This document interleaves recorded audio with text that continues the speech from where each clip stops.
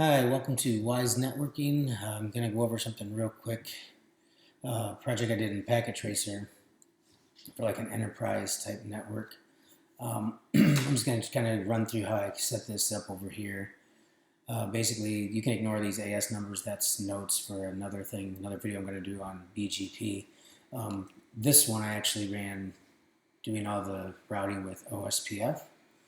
So I'm kind of going to run through how I did each branch. So basically I have a headquarter branch here with multiple VLANs. We have a DHCP server. We have a backup DHCP server. All going to like a carrier router. And of course then we have another branch of this enterprise, branch 2. And then we have kind of our data center over here. We have some firewalls. And we have DNS servers, web servers,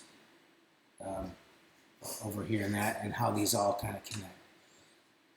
So I'll zoom in and kind of run through. I kind of did each branch kind of on its own, starting here with the headquarters. So I went through these switches here. I'll just show you some of my configs that I did quickly. So we can show the VLAN brief. You know, I created these different VLANs here. So you had like VLAN 10, 20, 30, 40, 50, 60, and then 90 I used just for the servers. And so I put them on their interfaces here. So you can see that. So that's kind of how I did those layer 2 switches on both of them. Just real quick. Same thing here. Create all the VLANs and connect them to the correct interfaces here.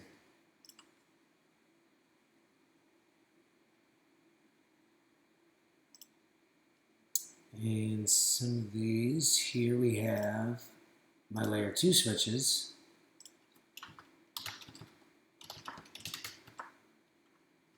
We create all the VLANs there, and obviously we have the switch port mode access for this one here for your DHCP servers. I'm going to do a show run, show what I did. So on a lot of these, we have to make these trunk ports so all the different VLANs can communicate. So you can see here where we have some trunk ports in here. And then here we have, on this switch going out up to the router, we have just the IP address. You know, we have to make sure it's no switch port to give the address. More trunk there.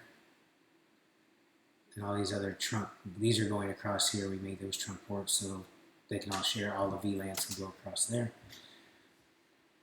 And then we made the interfaces on the layer 2 switches, where we have interface VLAN 10, interface VLAN 20, and so on. And we gave that the gateway IP address here, like 10.1, this one 20.1. And then here we have a helper address that'll help us get our DHCP, our IP addresses for our end hosts here. So that helper address will actually, when it sends that broadcast out, it will know to go to there to get the IP address and send it back in the correct IP address pool. And then we ran OSPF on both these layer 3 switches. Make sure you enable IP routing on those. And basically what we do is you tell which interface OSPF is going to run on, and then which networks to advertise. So once I ran the router OSPF1, then I advertised this 172.16 network, which will cover all these devices. And then I ran this network here, this 10.0.2, advertised that network. Did the same for this layer 3 switch. And then when you go to the router, So I did a loopback address on every router also, and then so I assigned IP addresses to the interfaces statically, and then here we did the OSPF, and that's what we're doing. The same thing here. We're advertising the network, the connected networks. So that was kind of how I got this part set up. And once I get that set up, I like to check these to make sure it's getting the DHCP. You can see it gives it automatically gives it the IP address here. And when I set up the DHCP pools, you can see here I started them at 11. This is for each branch, which I'll get into that when we get to the branches. But so for this one, I just started at 10.11. That way, 1 through 10 is excluded from the DHCP pool in case you need to statically assign anything, like a printer or your gateways. So from there, I moved up into branch 1. And I kind of did the same thing here.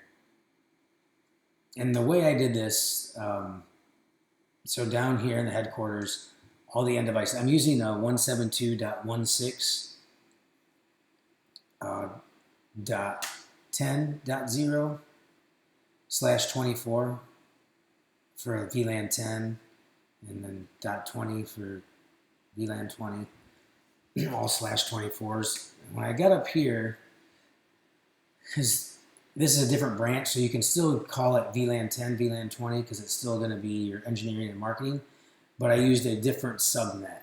So up here, I used 172.16.101 for VLAN 10, and then I used 102 for VLAN 20, 103, and so on.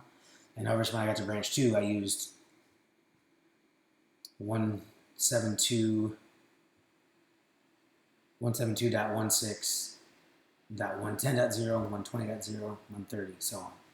So there's a little bit different subnet mask there. You can see here. Let's get these.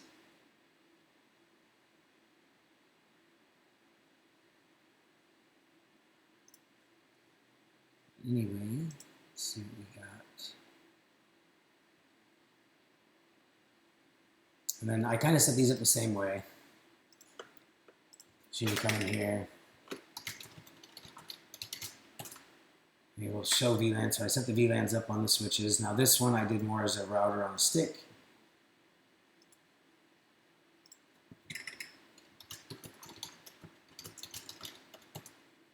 So you can see here I set it up as router on a stick. So I basically made sub interfaces on this router here.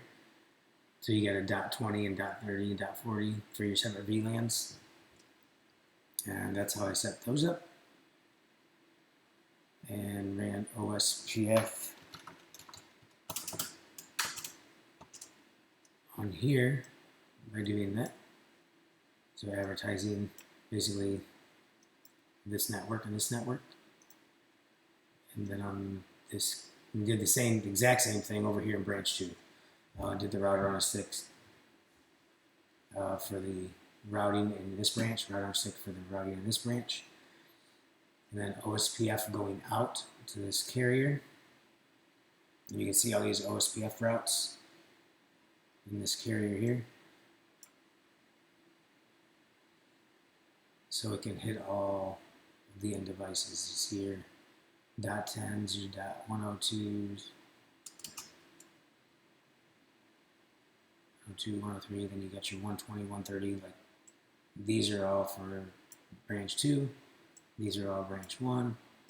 These are all headquarter. And then these servers up in here are all at the data center. And this, obviously, this router here also has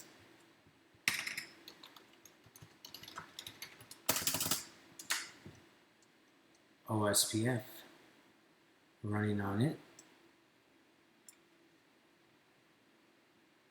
Yeah, and it also has OSPF running internally for just the data center. So I'll kind of do a show run here. And those are the OSPF networks I was doing on that one. So as you can see, that's how I got everything to connect there. And then I have, in this carrier, I have this loopback. This router here is representing the internet. So I have a default route set up. This is the static default route to go to the internet via this public IP address. And that public IP address, I also have NAT running. I did it as the PAT style, so all your private IP addresses will be translated to public IP addresses when they go out to the internet. Let me see if I can.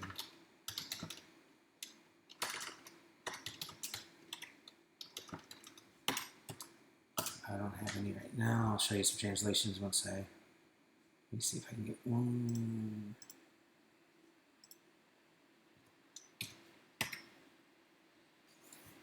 So I'm just taking this device and I'm pinging that internet, and then just I should be able to show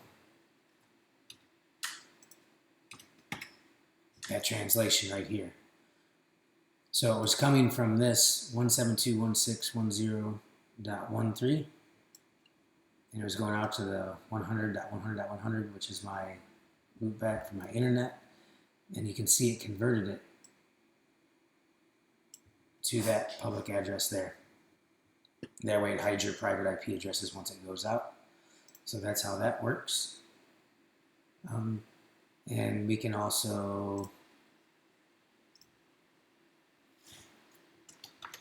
ping the DNS server in the data center.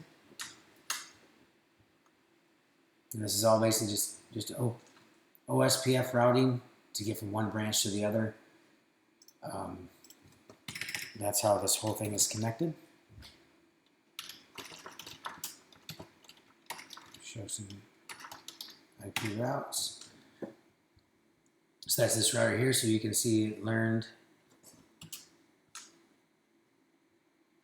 all these routes going to, here's the servers, there's a web server, an OA server, and a DNS server.